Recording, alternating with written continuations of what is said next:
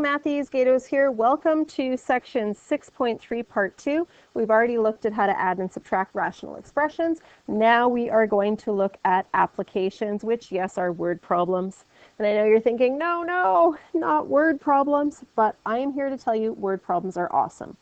Well, you might not think they're awesome, but at the very least, word problems and math in general gives us hope that to every problem there is a solution. So on that note, let's get started. There are two types of problems that I'm going to do in this video. One is distance, speed, time. The other is rate of change. So whenever we have a distance, speed, time question, you can use this triangle where distance, speed, and time are all in alphabetical order. Now this helps you remember the relationship between all the variables. So let's look at this in a little bit more detail. If, for example, I wanted to solve for distance, I can see that, according to my triangle, distance is equal to speed and time on the same level. Distance equals speed times time. Now let's say this time we're solving for speed. So here's speed. I can see that distance over time, distance divided by time, is equal to speed. And then last but certainly not least, if I am solving for time, I can see that that is the ratio of distance over speed. So distance over speed. Great way to help you memorize those formulas. So let's do a distance, speed, time question. So we have this marathon runner and she's training for 12K and she splits her training into two parts. Part 1 at a constant speed. Part 2, the next 8K, she increases her speed by 1 kilometer an hour. We want to write and simplify an expression for her total time. Now, I have the distance speed triangle there to help us, and I also have fill, calculate. So the mistake that students make on these is that they try and put all the information in the table and there's nothing left for the expression, or later you'll see equation. So I want you to fill in 2 of the columns and calculate the third using our distance, speed, time triangle. So let's read the question again to look for things that we can fill. So the first thing I know is the distance. I know in total she's training 12K. Part 1, I don't know how long, but the second part I know is 8 kilometers.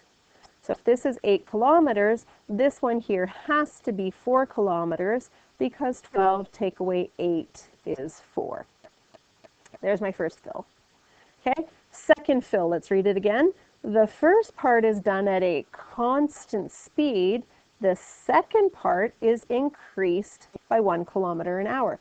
So I don't know my speed, so I'm going to use that as my variable, but I do know this is constant, and in part 2, I increase it by 1 kilometer an hour. That's my second fill. Now I can calculate. So I want time. So time is the ratio of distance over speed. So time is distance divided by speed. So 4 over x. Don't worry about putting in the units. 8 over x plus 1. So this is my time for part 1. This is my time for part 2. So my total time would be adding those together. So total time is going to be 4 over x plus 8 over x plus 1. And that's what we're going to simplify. So let's look at simplifying that. Before I get too far into this question, I want to look at my non-permissible values. And I have triple trouble here. I have 3 restrictions. 2 of my restrictions are that I can't divide by 0. So I can see from my first denominator, x can't be 0.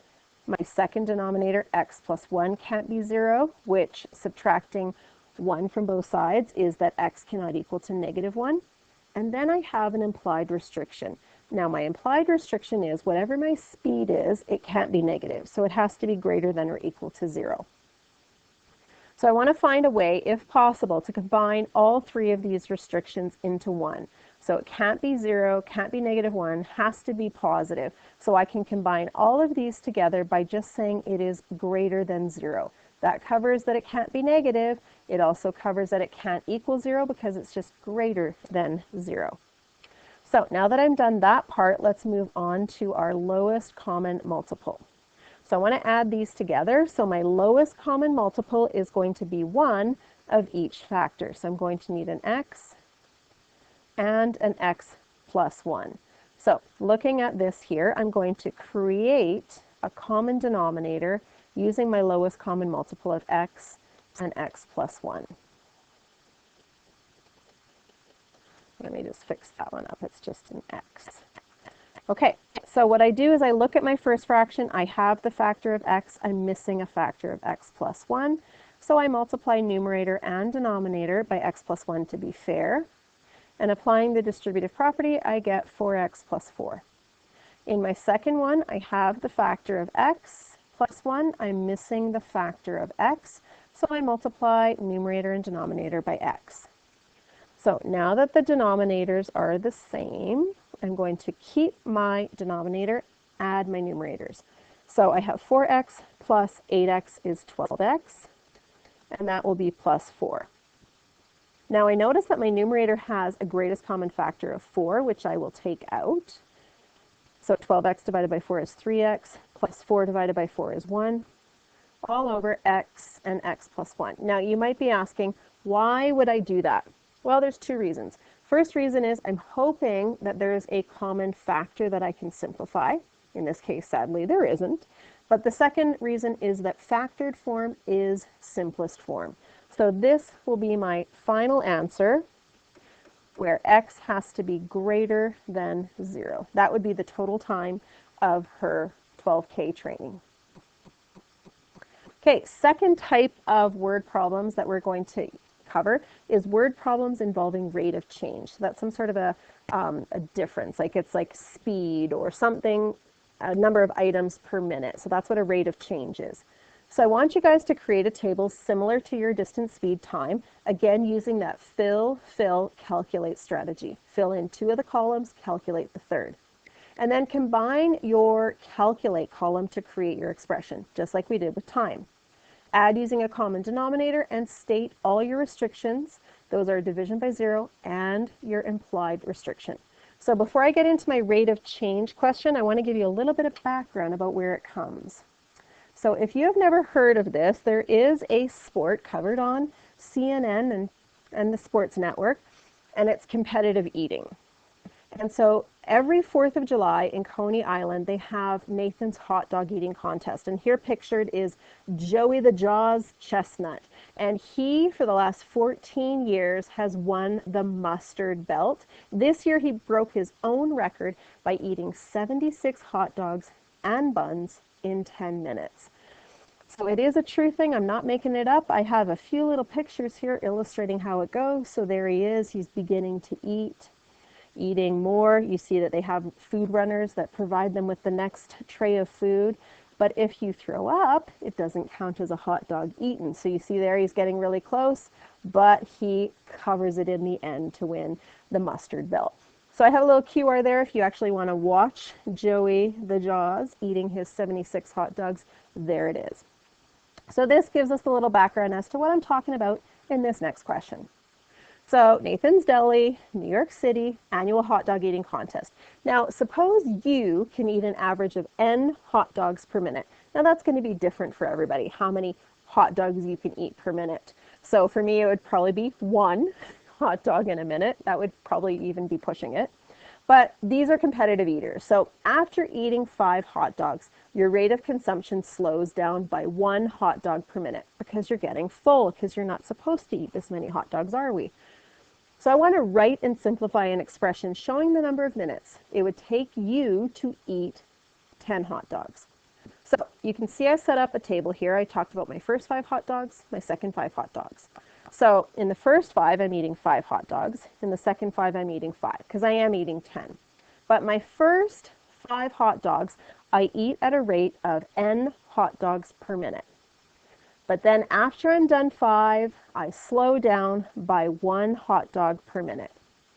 So I want to know the time it's going to take, total time for 10 hot dogs. So the first 5, I eat 5 hot dogs at a rate of N hot dogs per minute. So if it was me, like 5 divided by 1 would be 5 hot dogs. 5 divided by 1, yeah, 5 hot dogs eaten in 5 minutes. So in the second one here, I'm going to do 5 over N minus 1. So those are my rates. So the total time it would take to eat that would be 5 over n plus 5 over n minus 1. So we want to simplify that. So let's look over here. First thing I'm going to do before I get too far is look at my non-permissible values. Again, I do have a triple threat, triple trouble here. I have restrictions of my denominator, n can't be 0. Restrictions of my denominator, n minus 1 can't be 0, n can't equal 1. And then I have an implied restriction. Now, my eating speed can't be negative, n greater than or equal to 0. However, there's another little restriction here. If I am slowing down by 1 hot dog per minute, I have to at the very least be eating 1 hot dog a minute, right? If I'm going to slow down by 1. So n has to be greater than or equal to 1. So it's still positive, but I can't reduce something by 1 if I don't at least have 1. Now, to keep all of these in consideration here, n can't be 0, n can't be 1, and n has to be greater than or equal to 1. I can combine that all together by saying whatever my hot dog rate is, it has to be greater than 1 hot dog. Okay? And that covers all of my restrictions. Now, let's talk about lowest common denominator, lowest common multiple. So for this, I have 2 factors in my denominator. So my lowest common multiple will be 1 of each factor. So now what I'm going to do is create a common denominator with 1 of each, which is n, and n minus 1. Okay, I'll compare each fraction. So here I have the factor of n. I'm missing an n minus 1. So I'll still apply the distributive property, 5n minus 5. Over here I have the factor of n minus 1. I'm missing a factor of n, so I multiply top and bottom by n. And now that the denominator is the same, I can combine them into one fraction by keeping the denominator, adding my numerators. So I have 5n plus 5n is 10n minus 5. Now I notice that I have a common factor of 5, which I'll take out, again, just to see if I have something that cancels in the denominator, but also because factored form is simplest form. So there it is in simplest form, where n has to be greater than 1. And that is the time it would take you to eat 10 hot dogs. So speaking of hot dog eating competitions, these things are so popular that when Cross Iron Mills opened, my son Mateo Gatos not only entered, won Nathan's hot dog eating contest in his age group. So there he is in 2012. He's only 3 years old. I know I'm his mom, but I'm a little biased, and I think you would agree. He's pretty darn cute there. So my question for you is, how many hot dogs did Mateo eat to win his title against all the other little 2, 3, 4-year-olds? Got a number in your mind? Here it is. He ate half a hot dog. And I'm not kidding. The other kids ate none because they didn't like to be on stage in front of all the people cheering. Mateo ate half a hot dog because he wanted ketchup on it, and then halfway through, like many 3-year-olds, he changed his mind and didn't want ketchup. So he only ate half, but he did win the hot dog eating contest for his age group. So way to go, Mateo. So this is the end of the applications, word problems. It wasn't terribly painful, was it? And I have a little joke for you here. Mo says, she asked for distance and time, because we know Mo has so much trouble finding love. Not sure if she's breaking up with me or calculating speed. Thought that was pretty good. Mo, I'm going to tell you, it's probably that she is calculating speed, so it's okay. So I want you guys to move on to practice questions 4 to 6. Detailed solutions, of course, are on D2L. I hope this video helped, and I do look forward to seeing you for the next one.